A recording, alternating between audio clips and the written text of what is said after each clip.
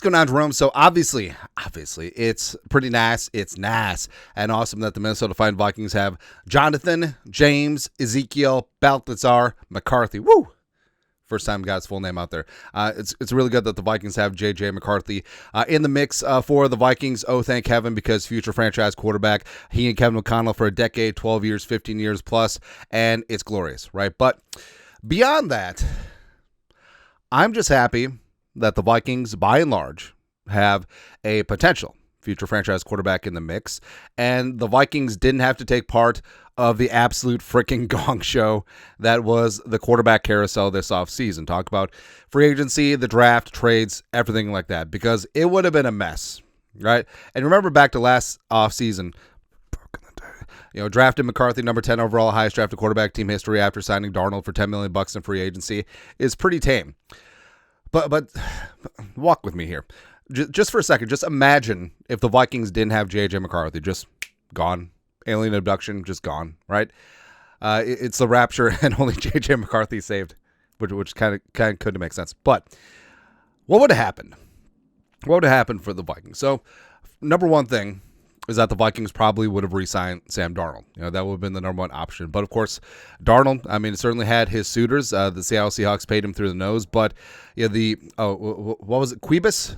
Quarterback, God King, Sam Darnold or something like that. But the Vikings probably would have ended up paying $45-50 million per year for Sam Darnold.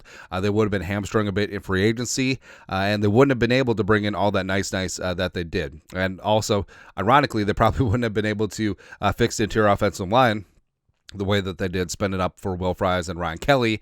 So what Darnold needed the most, interior offensive line help, probably couldn't get because they paid him. Right, it's a little bit of a catch-22. So that would have been option one. Option two, in-house, would have been paying for Daniel Jones. Now, the jokes write themselves. 4 years, $160 million with the Giants. Ed Donishell, 10% for the big guy type contract deal, and it's just, I don't know. He would have had his suitors as well, but you're gonna pay Daniel Jones $35 million per year. Fool me once, shame on you. Fool me twice, can't get fooled again. Situation. Or we all know what likely would have happened, right? If the Vikings have JJ McCarthy, the Vikings probably would have paid Rodgers. He says they would have played for $10 million. Baloney. So spending $30-35 million a year on Rodgers. He'll bring in his own guys, Allen Lazard and Jordy Nelson. So plant Jefferson and Addison as wide receiver 1 and 2 respectively, and it's just over. It's just over. Again, in a world where the Vikings don't have JJ McCarthy, this is what happens. And then the prophecy comes true. Dan Rossini takes a victory lap. She probably gets a contract extension too. And it's just ridiculous, man. Right? Or door number 4, the Vikings bring back Kirk Cousins and not to be backup quarterback. Now, I was down to clown potentially, bringing back Kirk as the clear backup, but it could have been a spot where it's like, Mama, I can change him again. And the Vikings probably would have given up draft capital to get Cousins. That probably would have paid the bulk of his contract, and just like, speaking of fool me once, it's just, or the Vikings going into the draft. The Vikings probably would have drafted Shedeur Sanders probably in the 3rd round.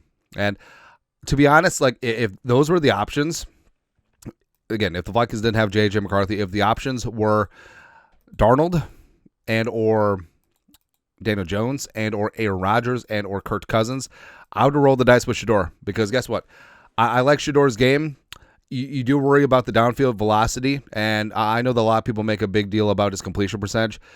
If someone cites his completion percentage as the number one reason why he should be drafted, they obviously did not watch the Colorado game, because it was up there in terms of like the Tennessee offense, where a lot of bubble screens, a lot of short passes, a lot of getting the ball out, and a lot of Travis Hunter. Also, Jimmy Horn Jr. was a bad dude, man. And then you look at like his Jackson State numbers, where it's like, yeah, he lit up Jackson State. He lit up FCS competition with Travis Hunter, by the way. So you got Travis Hunter going up against cornerbacks that are going to make great accountants and professors as opposed to NFL players. It just sort of is what it is. But, Shedeur, at a certain point, had just been like, sure, fine. Just go do it. And you know what? If it doesn't work out in a year, we know what will happen, right? And, the rest of the draft, too, in our thought experiment, say the Vikings still have the same pick. Are they in the Jackson Dart mix? Do they get Will Howard later on? Do they overdraft Dylan Gabriel or Quinn Ewers? Curtis Rourke? Carson Beck went to Miami, got robbed? Yeah, I don't know. But, yeah. Actually, I wouldn't mind Jalen Moreau. Yeah. But yeah, I'm glad we didn't have to go into all that minutia because, frankly, I was exhausted from last year. And then, of course, if the Vikings didn't come away with a quarterback and had a patchwork deal and didn't have Darnold or whatever, it would have been talking about the tank, right? Losing to improve your draft position because Barch for Arch or something like that, right? So Arch Manning, he could follow Pop all the way up here to the great state of Minnesota. Because remember, Archie Manning didn't finish his career with the Saints. He finished it with the 84 Vikings. Les Steckel, let's go. It did not work out. It certainly didn't work. But those Buccaneers creamsicles, man, glorious.